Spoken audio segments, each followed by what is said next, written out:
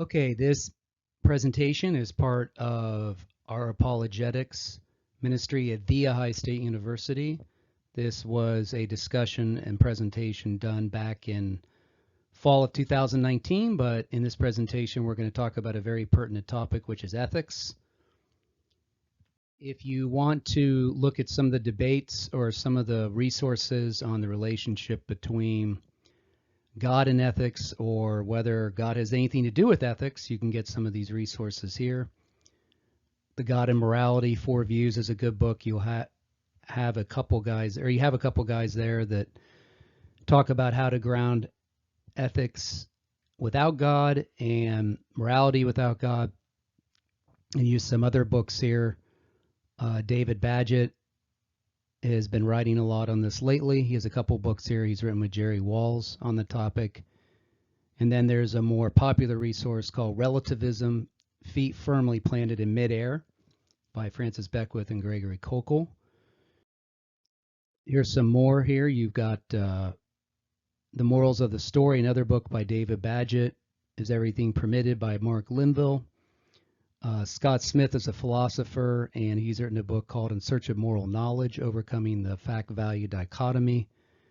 And then Is Goodness Without God Good Enough? That's a debate about, once again, whether secularism can be the grounding point for moral obligations and moral duties, and whether God is the best explanation. So that's another resource you can get. Now, if you want to get a book just on ethics alone, just talking about different ethical positions such as abortion or same-sex marriage or other hot topic items in our culture, these are some good books on ethics you can get. The book here on the far side that says Christian Ethics 4 Views, once again, does talk about the different ways to ground Christian ethics. But the other two here, as far as by Norman Geisler and Scott Ray, do talk about a variety of contemporary issues out there in the culture, ethical issues. Okay, so let's talk about some terminology here, how to define some things. So when it comes to morality, when we talk about morality, we're talking about the dimension of life that's related to right conduct, including character, intentions, and actions. When we talk about normative ethics, we're talking about the study of how humans act and why they act the way they do. Metaethics deals with ethical terms, justification for moral judgments, and are moral judgments subjective or objective? I think by now you probably know the debate over objective morality has a lot to do with metaethics. And then applied ethics is something where we talk about the specific actions in certain fields such as medicine, business, and government. As I said, applied ethics can filter down into business ethics, which discusses ethical behavior in the corporate world, while professional ethics refers directly to a professional in his field. You have something called biomedical and environmental ethics, which deal with the health and welfare and responsibility we have towards each other and our environment. So applied ethics certainly filters down into all kinds of areas, but you certainly need to have some sort of ethical system, because that's going to play a big role in how you apply it. I mean, you have to have that system in place in order to apply it in reality in a certain situation. There's also international ethics, which tries to determine if a nation's primary responsibility is to itself as a sovereign entity or to the world community at large. And of course, you have sexual ethics that speaks to issues such as homosexuality or polygamy or other sexual issues. But whatever you come up with as far as dealing with applied ethics, everyone's ethical system probably includes the following points. They're going to include what are moral values, things that matter to us, such as love, justice, mercy, things like that, or what motivate our behavior. They're the things that ground our judgments about what is good or bad or desirable or undesirable. Of course, moral duties are part of our ethical system. That is our sense of obligation, whether an act is obligatory, such as I shouldn't do that or you ought to do that. Everybody has moral obligations they carry out every day, and they should flow from your moral values, what you value, of course. And of course, there's moral accountability. Most of us do want accountability in the culture and society in our own lives. Of course, Our families shape all three of these issues as well. And moral accountability, of course, you ask yourself what difference does it make to do something and whether you should disregard your moral obligations to whomever. And then, of course, all of our ethical obligations are influenced by our view of people.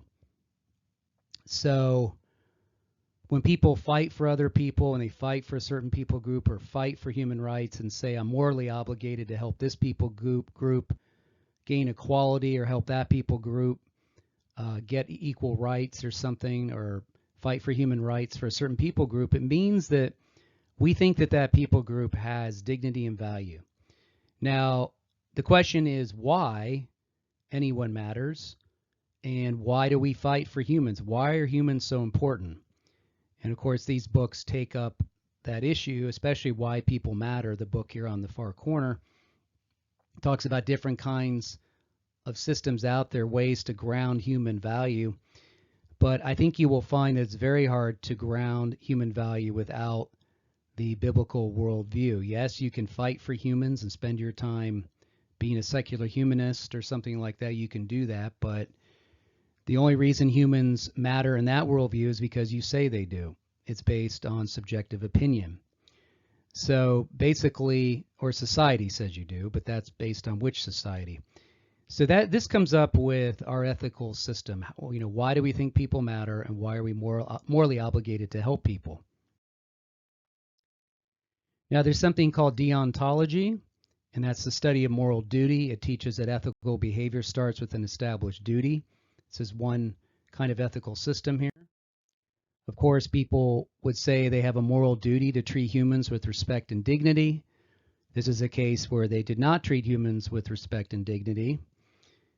Same thing with 9/11. They did not treat people with respect and dignity. You can see the results. We know what the results were. So some ethical systems, when it comes to deontology, this is a view that ethics is duty-based, that the morality of an action should be based on whether the action itself is right or wrong under a series of rules, rather than based on the consequences of the action. Deontological ethics is commonly contrasted to consequentialism, virtue ethics, and pragmatic ethics. We'll talk a little more about those other ones in a minute. There was something called Immanuel Kant's Categorical Imperative, and he said that it's not the consequence of the actions that make them right or wrong, but the motives of the person who carries out the action. So his argument was that to act in the morally right way, one must act purely from duty. And he said that man makes the moral law universal, whereas divine command theory, which we'll talk about in a minute, makes the moral law universal. Now, you may say, I have an ethical duty to carry out a certain action because you believe God has commanded you to do that, as we'll talk about more about divine command theory in a moment. It's important also to make a distinction here as to why we have moral duties and how we come to know them. The first is an ontological question as far as the source of our moral duties and moral values. The second is an epistemological question as far as where does the knowledge come from. So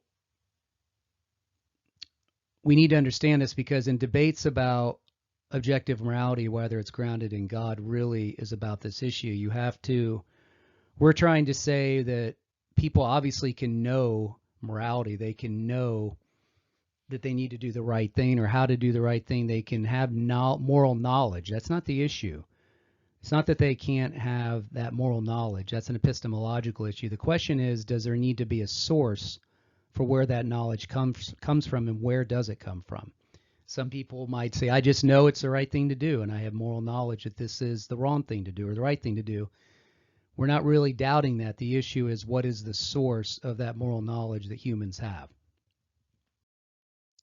Some of the possibilities that ground that moral knowledge are what's called divine command theory, natural law theory, virtue ethics, social contractual obligation, utilitarianism, and consequentialism. So let's look at some of these ethical systems.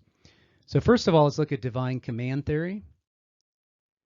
Divine command theory is the belief that a thing or action, behavior, or choice is good because God commands it to be done, or evil because God forbids it from being done.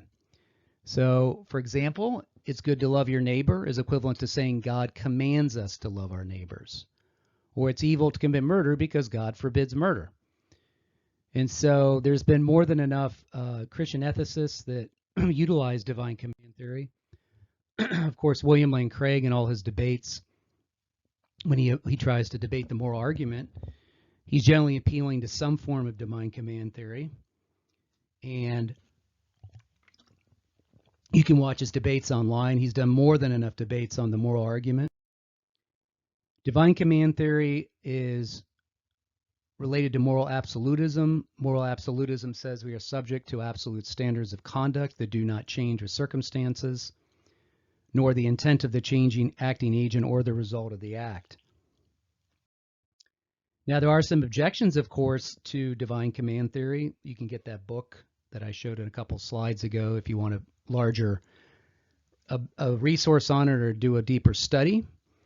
A couple questions that come up. Does God command things because they are good, or are things good because God commands them? Because if things are good because God commands them, that puts God in the position of being able to command anything, making him potentially capricious or arbitrary. The response generally from divine command theorists is that morality is grounded in the nature of God and his character. And if morality is rooted in God's character, then God cannot command anything contrary to his character. Therefore, what is good is not good simply because God commands it. It is good because it's reflective in his divine nature. So you might say that you're an essentialist, meaning that you think the good is grounded in God's nature and his essence, his nature of who he is, that morality flows from his nature, from his goodness. God is good. He doesn't get goodness and give it to us. He is good. So he is his nature is the grounding point for the good. So as I said, that's called essentialism, which is an ethical theory that grounds moral obligations in the nature of God rather in the will of God. Voluntarism says that God's will is what grounds ethics. So that's a different view. Now, some people might object and say, are you saying humans get their ethical obligations from the God of the Old Testament? This has been the source of many debates. Of course, Richard Dawkins made it famous in his book, The God Delusion, how bad the God of the Old Testament is. And of course, he doesn't know how to exegete a text if he tried, because he's not a biblical scholar. He's a biologist. But he talked about the issues here of how bad the God of the Old Testament is. And so you could never think that morality comes from that God. And of course, there's been more than enough books written on this issue, debating this issue. These are only 4 of them. There's way more than that.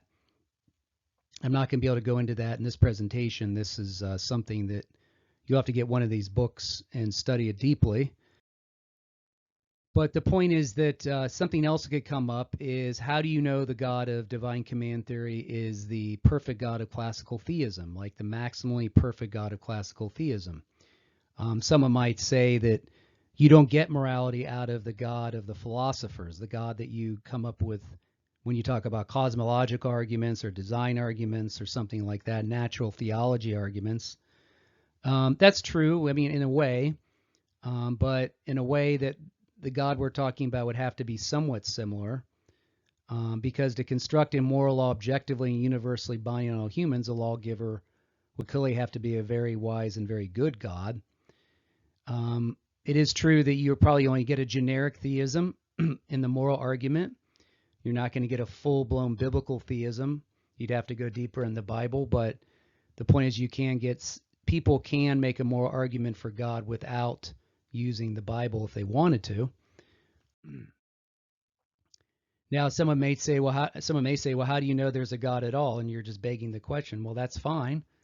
We can talk about the existence of God, and that's something that many people do when they talk about the moral argument. They can combine other arguments and other things that show there is a God that actually has a moral nature, and that moral nature has impacted our own morality. So I agree there's nothing wrong with talking about the existence of God. So if someone ever brings that up, we can talk about why we think there's a God to begin with. No problem. Now, I always think that you can find common ground with people. I think you'll find that many, many people will say the following things on a regular basis. They'll make comments about something they see online or something in reality, something in their lives. They'll say, well, that's not fair, or that's not right, or I want justice, or that's morally wrong, or that's evil. They might say, well, what the heck is wrong with people? I showed you some of those pictures before of atrocities and how people will say, well, that is just so evil, 9/11, or that's not fair, that's not right, I want justice, obviously. But anytime somebody does that, they're appealing to a standard. They're appealing to a standard that provides a measure for good and bad or right or wrong. The question becomes whether that standard, it comes from an authority, and what authority is it? Does someone or something have the right to impose that standard and enforce it? So there's no doubt that people think there's a standard that's being violated. The question is what standard it is and where does it come from?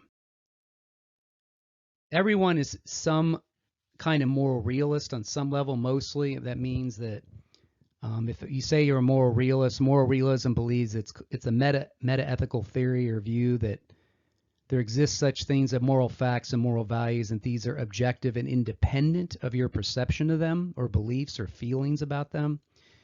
That means that objective morality does exist. There's objective moral facts that do exist apart from your own opinion. Most people live like moral realists. They say they're not, but they really do. Let's look at natural law theory. This is another ethical theory out there. There have been a couple books written about this right here. One's called Written on the Heart. Another one's called What We Can't Know. And in natural law theory, this says the moral standards that govern human behavior are in some sense objectively derived from the nature of human beings and the nature of the world. C.S. Lewis wrote in his book, The Abolition of Man, that every culture has a concept of murder, distinguishing this from execution, killing in war, and other justifiable homicides. He talked about how the notions of incest and other regulations upon sexual behavior, prohibitions and restitution, and being receptive towards other mutual obligations between parties and many other moral concepts are universal. So you can get that book where he talks about that. Paul did mention something about natural law in Romans 2, where he said the Gentiles who don't have the written law, which is the Torah, he said they do have the law by nature, what the law requires. They are law unto themselves. They show the work of the law. It's written in their hearts. That God has placed that moral law in all humans, but he's placed it certainly in Gentiles who do not have the written law. Obviously, the Torah was given to Israel, so what about the Gentile nations? Paul is saying that God has implanted that moral law in them that they can know a right from wrong intuitively. Sometimes some people think it's called intuitive knowledge. So that's something to think about a little further in that passage. Obviously, human beings write laws because we know instinctively there's a proper moral order to the universe. And we make laws because God's law exists in some sense on the hearts of all people. So Paul is saying that the ethical standards of even the non-believers proves that all people have moral principles on their consciences, on their conscience. So that's tying in a little bit with the Romans 2 passage and natural law theory. Remember, natural law arguments denounce unnatural and therefore immoral acts such as contraception, same-sex relations, and many assisted reproductive technologies. Natural law basically agrees that the question, what I ought to do, is best answered in reference to the question, what is natural? So this comes up sometimes in discussing the gay topic, because the gay topic has to do with teleology, which is a theory about the purpose of an institution or organism. It's derived from the word telos. It means the aim, goal, or purpose of an activity. That means that you have to know what something's designed for. Unless you know what it's designed to do, you don't know the purpose of it. And so when it comes to certain things, in reality, you can try to use something, but if it's not intended for that purpose, it's not going to work out. So if you want to use a toaster as a door jamb, obviously that's not the function of a toaster. That's not the purpose of a toaster. So sometimes this comes up in discussions that if a man or woman can't have children or don't have children, does that mean the natural function of procreation is eliminated? That's what comes up sometimes. I'll talk about that more in a second. Same thing with an ice cream machine. Sometimes people, they might say, well, about the man or woman not being able to have a child. But if you use the analogy with an ice cream machine, obviously it needs to be hooked up and has to have the right inputs. But even if the ice cream machine is loaded and it's hooked up, plugged in and everything, and it never really is used, it doesn't mean that it still doesn't have the same function, which is to make ice cream. And so the argument goes that obviously, even if people cannot have children, it's very clear that human nature displays the fact that the human body is designed to engage in a certain sexual way, and nature did not give two men the equipment to carry out something that it's not designed for. Obviously, two men and two women cannot produce a child. So nature has revealed that the goal or purpose of a human body, as far as the way it's designed sexually, is to procreate. So even if they do not use that or can't use it, it doesn't mean that the end goal is not still there, grounded in nature alone. So a question may come, can procreation be the main function of marriage? Since people get married for all sorts of reasons other than having and rearing children. Couples might marry for wealth, to secure an alliance, to receive tax benefits, for companionship, to avoid being deported, and so on. Remember, functions have nothing to do with intentions. Let's look a little bit at virtue ethics. To be virtuous in virtue ethics is the view that a person will develop certain characteristics such as goodness, honesty, self-control, moral or practical wisdom, that knows the right course to take in any circumstance. And through practicing the correct virtues, people can develop a good and flourishing life. There are plenty of books that talk about virtue ethics. It's a very popular view within ethical theories. Some of the challenges with virtue ethics are that if an ethical theory emphasizes virtues, doesn't it need an explanation of what makes a particular trait a virtue as opposed to a vice or a morally neutral trait? For example, one person may have preferred traits which are virtues, and another person may have another set of traits which they think are virtues, so who has it right? And who defines human flourishing? So without some sort of objective standard there, it can get a little tricky. So virtue ethics certainly is popular. It has some good things about it, but there may be some challenges to it as well. Let's talk a little about social contractual obligation. And in this view, it's very similar to cultural relativism that teaches that we should just follow the moral principles of each culture, that morality depends on location. And in social contract theory, in order to achieve a good life for the majority of people within a particular culture, individuals agree on a list of do's and don'ts. Obviously, this makes cultural relativism a challenge, or this can be a challenge for social contract theory. The challenge is that just because a culture believes a certain action is moral, it's very hard to say that without some sort of objective standard, whether that culture has a immoral behavior. It's very hard to condemn a culture or say it's wrong if each culture is the standard for their own morality. And as I said, to argue at least one culture is wrong, you must be a moral objectivist in some way. Also, if you want to say if a certain culture is in need of a moral reformation, anyone who challenges that culture's belief is by definition immoral. You wouldn't be able to criticize it. And so when William Wilberforce said that slavery was wrong, or Martin Luther King fought for human rights, obviously they were saying there was something objectively morally wrong with that culture and needed reformation. So everybody has to appeal to some sort of objective standard to say a certain culture is wrong. Let's finish up with utilitarianism and consequentialism. In utilitarianism, this was popularized by John Stuart Mill. It says that morality is determined by the greatest good for the greatest number. This is a non-deontological view of ethics. That is, the action produces the greatest balance of benefits over harming people is a moral thing to do. Of course, on a utilitarian basis, the ends are all that matter. It does not focus on the motives, only on the consequences of an action or rule. So utilitarianism is related to consequentialism. A couple examples in action of utilitarianism are physician-assisted suicide. The end goal is all that matters, that the patient dies peacefully. And of course, considerable money is saved that would have gone into expensive end-of-life care. Stem cell research is another example. Patients who could be helped by treatments developed by means of them. The outcome is that all infertile couples desperately desire a healthy baby. On a utilitarian basis, the ends are all that matter. In the United States, of course, this was practiced, utilitarianism. Many justified slavery on the grounds of the greater good, of an economic benefit that was produced for our country.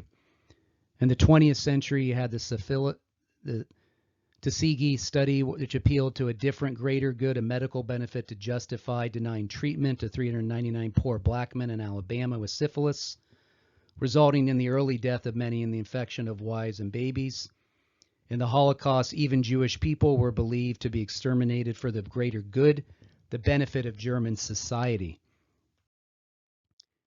And this statement came out in the movie The Wrath of Khan and the Star Trek series when Spock said the needs of the many outweigh the needs of the few or the one.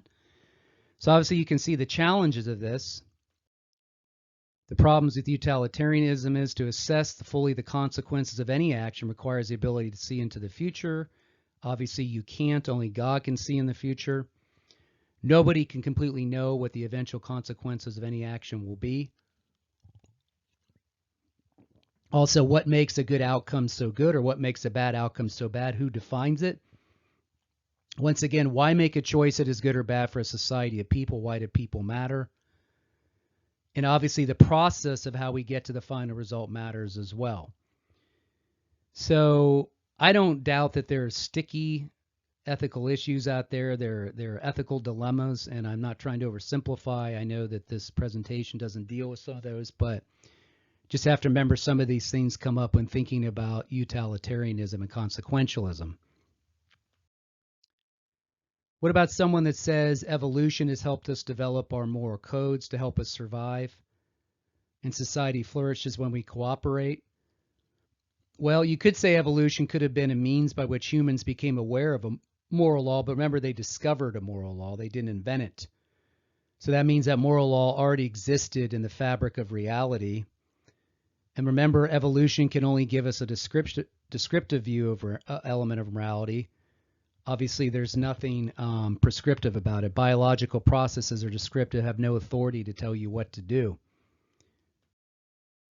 Furthermore, remember that if someone says developing moral codes to help us survive and society flourish and cooperate is really more about biology. Describing human behavior is more about sociology. Prescribing human behavior is the province of morality.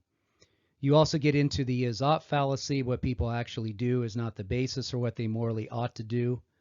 If it were, then people ought to lie, cheat, steal, murder, since these things are done all the time. And so why does it matter? For most believers, and consistent with the Christian worldview, morality matters because God highly recommends us to be a moral person. The Bible is clear that following Jesus involves a commitment to a morality. Of course, the gospel is not about just being morally better. The gospel is not about being morally self-righteous. The gospel is about being brought from death to life through Jesus' death and resurrection. But of course, the result of our supernatural transformation will result in moral change where we hopefully will become moral people and live out God's commands. Of course, we don't have to earn our love for God. That's something that's already been done by Jesus.